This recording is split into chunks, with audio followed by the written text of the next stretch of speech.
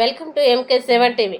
Moinabad municipality అభ్యర్థుల గెలిపే లక్ష్యంగా చేవెళ్ల పార్లమెంటు సభ్యులు కొండా విశ్వేశ్వరరెడ్డి గారితో కలిసి ప్రజల మధ్యకు వెళ్లి కాంగ్రెస్ ఇచ్చిన తప్పుడు హామీలను, టీఆర్ఎస్ చేసిన మోసాల్ని ప్రజలకు వివరించి అభివృద్ధి, నిజాయితీ, జాతీయతకి ప్రతీకగా నిలిచిన బీజేపీ అభ్యర్థుల్ని గెలిపించాలని బలమైన ప్రచారం నిర్వహించడం జరిగింది. భారత్ మాతాకి జై శ్రీరామ్. ఎండలో కూర్చున్నాం, రక్తం ఉడుకుతుంది, అయినా కూడా మాటలు గట్టిగా వస్తలేవు. మళ్ళొకసారి జై శ్రీరామ్. చిలుకూరు బాలాజీ సాక్షిగా దీని పేరు ఏముండాలన్నా చిలుకూరు అని ఉండాలి, లేకపోతే బాలాజీ అని పేరు పెట్టాలి. మొయినాబాద్ మున్సిపాలిటీ అని పేరు ఎందుకు పెట్టిండన్నా రేవంత్ రెడ్డి? అచ్చా, ఓవైసీ సుట్టమై కాడు మొయినాబాద్ అంటే కదా, అవునా కాదా? మన దేవుడు చిలుకూరు బాలాజీ. పొద్దున లేసే చిలుకూరు బాలాజీ దర్శనం చేసుకొని మనం పన్నులు వస్తాం బయటికి. అట్లాంటిది ఆ మొయినాబాద్ ఎవరన్నా మీకు తెలుసా? అని ఎవరికన్నా మొయినా ఎవరన్నా తెలుసా? చిలుకూరు బాలాజీ తెలుసు కదా మనందరికి, బరాబర్ తెలుసు. మళ్ళీ పేరు చిలుకూరు బాలాజీగా మార్చుకున్నారా? మన మొయినాబాద్ మున్సిపాలిటీ हटा चिलकूर మున్సిపాలిటీ को जगाओ, జరూర్ జగాయింగేనా?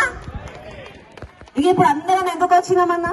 అక్క చెల్లెలు అందరూ ఉన్నారు, ఆ వెనకాల కూర్చున్నారు అక్కలు అందరు ఎండల. అక్క తులం బంగారం వచ్చిందా మీ పిల్లలకి? ఆడబిడ్డలు కనిపిస్తున్నారు. ఎట్లా వచ్చింది? స్కూటీలలో వచ్చిందా? రేవంత్ రెడ్డి ఇచ్చిన స్కూటీలలో రాలేదా? స్కూటీలో ఇల్లు ఇచ్చిందా మీ అందరికి? ఉద్యోగాలు వచ్చినాయా?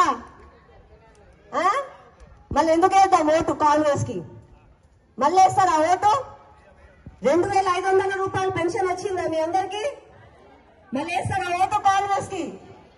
వస్తే ఓటు అడగడానికి వస్తే నిలబెట్టి అడుగుతారు కదా, నా 2500 ఏమైనాయి, నా 4000 రూపాయల పెన్షన్ ఏడిపోయింది, నా తులం బంగారం అయిపోయింది, నా బిడ్డకి ఇస్తాన్న స్కూటీ ఏమైంది అని అడుగుతారా లేదా? ఇక ఇంకొక పార్టీ బీఆర్ఎస్ పార్టీ, అప్పుడేమో టీఆర్ఎస్, ఇప్పుడేమో బీఆర్ఎస్. వాళ్ళకి 3 పనులు తెలుసా అన్న? ఏం తెలుసా? దోచుకోవడం, దాచుకోవడం, పంచుకోవడం. ఏం దోచుకుంటారు? మన తెలంగాణలో ఉన్న మన డబ్బును దోచుకుంటాం, ఆ డబ్బుని ఫామ్ హౌస్ లో దాచుకుంటాం, తర్వాత అందరు కలిసి పంచుకుంటాం. ఆ పంపకాలనే లొల్లయిందన్నా. కేటీఆర్, హరీష్ రావు, సంతోష్ రావు, కవితక్క అందరు కూర్చున్నారు. అరే నీకొక మూట, నాకొక మూట అని పంచుకున్నారు. అందులోకెళ్ళి కవితక్కకు ఒక మూట ఇయ్యలే. ఆడబిడ్డ ఊరుకుంటారా? ఏమన్నది? అరే నాకు రావాల్సిన పైసలు నాకు ఇయ్యరా, కష్టపడి ఢిల్లీకి పోయినా, లిక్కర్ స్కామ్ చేసిన, మందుల దందా చేసిన, తెలంగాణ పేరు నిలబెట్టిన, నాకు వచ్చే పైసలు నాకు ఇయ్యరా మీరు? మేము ఊరుకుంటామా? మీరందరి కోసం జైలుకి కూడా పోయినా, నాకెందుకు ఇయ్యాలి మీరు పైసలు? పైసలు అడిగింది కేటీఆర్, హరీష్ రావు పైసలు ఇయ్యలే, ఆనంద్ తన్ని తరిమేసింది. ఇవి ఊరుకుంటుందా? పొద్దున్న లేసి మీ బండారం బయట పెడతా, మీ పని చేస్తా అని చెప్పి ఆమె ధర్నాలు అవి చేస్తుంది. మళ్ళీ అట్లాంటి కుటుంబ పాలన వాళ్ళ కోటేద్దామా? ఏమైతే ఓటేస్తే కూడా ఆలాలు కొట్లాడుకుంటారు. ఆ డ్రామా మనకు అవసరమా? ఆ డ్రామా కావాలంటే టీవీ సీరియల్ వస్తున్నాయిగా మనకు వస్తుగా. ఎన్ని సీరియల్ లేవు, సినిమాలు వస్తున్నాయి, సీరియల్ వస్తున్నాయి. మళ్ళీ ఆ డ్రామాకి వీళ్ళకి ఎందుకు ఓటేయడం? అందుకని దయచేసి మీ అందరూ చూస్తూనే ఉన్నారు, ఈ మధ్య పిచ్చోళ్ళు ఎక్కువైపోయినారు మన రాష్ట్రంలో. ఎప్పటి నుంచి ఎక్కువైనరు? కాంగ్రెస్ కి అందరు ఓటేసి గెలిపించినాక పిచ్చోళ్ళు ఎక్కువైనరు. ఆ పిచ్చోళ్ళకి రోడ్ల మీద ఏం కనిపిస్తలేవు. ఏండో వాళ్ళ ఇల్లు ఉంటది, ఏడుకో నడుచుకుంటూ వస్తారు. మన దేవి గుడిలు కనిపిస్తాయి, వాటి మీద దాడి చేస్తున్నారు, తుపాకులు పట్టుకొని తిరుగుతున్నారు. ఏమన్నా అంటే ఆడు పిచ్చు. మళ్ళీ ఆ పిచ్చోనికి రోడ్ మీద ఏం కనిపించవు, స్కూళ్ళు కనిపించవు, పోలీస్ స్టేషన్ కనిపించవు, కేటీఆర్ ఇల్లు కనిపించదు, కేసీఆర్ ఇల్లు కనిపించదు, రేవంత్ రెడ్డి ఇల్లు కనిపించదు, ఏం కనిపించదు. కేవలం మన గుడి ఒక్కటే కనిపిస్తుంది. వస్తుండ్రు, గుడిల మీద దాడి చేస్తుండ్రు. ఈ బీఆర్ఎస్ కి, కాంగ్రెస్ కి ఓటేస్తే సీదా ఎంఐఎం కి ఓటేసినట్టే. ఓవైసీ ఏమి చెప్తే అది చేస్తాడు. ఇప్పుడు చిల్కూరు బాలాజీ మున్సిపాలిటీని మొయినాబాద్ గా చేసిండు.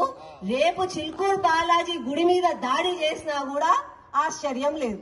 అట్లాంటి దిగజారుడు రాజకీయాలు వీళ్ళు చేస్తారు. కాబట్టి దయచేసి మీ బిడ్డలు మీ అన్నలు, మీ అక్కలు, మీ చెల్లెళ్ళు అయిన మీ వాళ్ళు ఈసారి మీకు వార్డ్ మెంబర్ లాగా నిలబడ్డారు. వాళ్ళను మీరు గెలిపించుకోండి. మీకు నీళ్లు లేదన్నా, మీకు రోడ్డు లేదన్నా, మీకు చెత్త ఉంది, ఇక్కడ అవస్థ అవుతుంది, మీ బిడ్డకు ఆరోగ్యం బాగాలేదన్నా కూడా వీళ్ళు మీ వెంబడి ఉంటారు. అదే ఆ బీఆర్ఎస్ వాళ్ళకి, కాంగ్రెస్ వాళ్ళకి ఓటేస్తే ఏం పని చేయరు.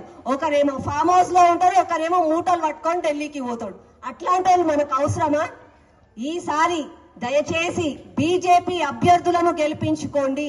బీజేపీ అభ్యర్థులంటే దేశం కోసం, ధర్మం కోసం, ప్రజా సంక్షేమం కోసం వాళ్ళ కుటుంబాలను కూడా వదిలేసి, ఇందాక అంజనన్న మాట్లాడుతున్నారు, ఎప్పటి నుంచో మేము పుట్టనప్పటి నుంచో బీజేపీ జెండా కోసం, ఈ కండువా కోసం పనిచేస్తున్నారు. వాళ్ళ కుటుంబాన్ని, వాళ్ళ ఆస్తులని అన్నిటినీ వదిలేసుకొని కేవలం ధర్మం కోసం పాటుపడే నాయకులు ఉన్నారు.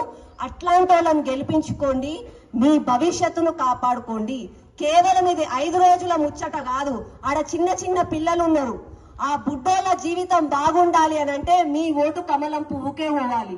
మీరు ఇంట్లోకెళ్ళి బయటకు పోయే రోజు ఫిబ్రవరి 11వ తారీఖు మీ బిడ్డల మొహాలు చూడండి. ఆ బిడ్డల మొహాలు చూసుకొని వాళ్ళని తలుచుకుంటూ పోలింగ్ బూతులల్లో పోండి. పోలింగ్ బూతులల్లో కమలం పువ్వు గుర్తుని చూడండి. జై శ్రీరామ్ అని చెప్పి కమలం పువ్వు కోటేయండి. ఈ చిలుకూరిని మీరు కాపాడుకోండి. నేనేదో మిమ్మల్ని భయపెడతలేను, ఇది నిజం. ఇట్లా అవుతుంది రాష్ట్రంలో. మళ్ళా వాళ్ళకి అవకాశం ఇస్తే, అరే లూటీ చేసిన వాళ్ళకి, అబద్ధాలు చెప్పిన వాళ్ళకి మళ్ళా ఓట్లు వేస్తున్నారు. ఈ ప్రజలందరూ ఇక మాయమాటలకు నమ్ముతారు. వీళ్ళని ఎన్ని మోసాలు చేసినా ఏం కాదని చెప్పి వాళ్ళకి చలామణి అవుతారు. దయచేసి ఈసారి బీజేపీ వాళ్ళని గెలిపించండి. నా అన్నదమ్ముళ్ళు, నా అక్క చెల్లెళ్ళు ఎప్పుడు కూడా మీకోసం ఉంటారు. అట్లాంటి వాళ్ళని గెలిపించుకోండి. నాకు తెలుసు మీ అందరికి ఆకలి అవుతుంది, ముందే ఎండలో కూర్చోబెట్టినాం, తొందరగా కంప్లీట్ చేసుకుందాము. కానీ 11వ తారీఖు బీజేపీ గుర్తు మీద ఓటేయడం మాత్రం మరవద్దు. జై శ్రీరామ్.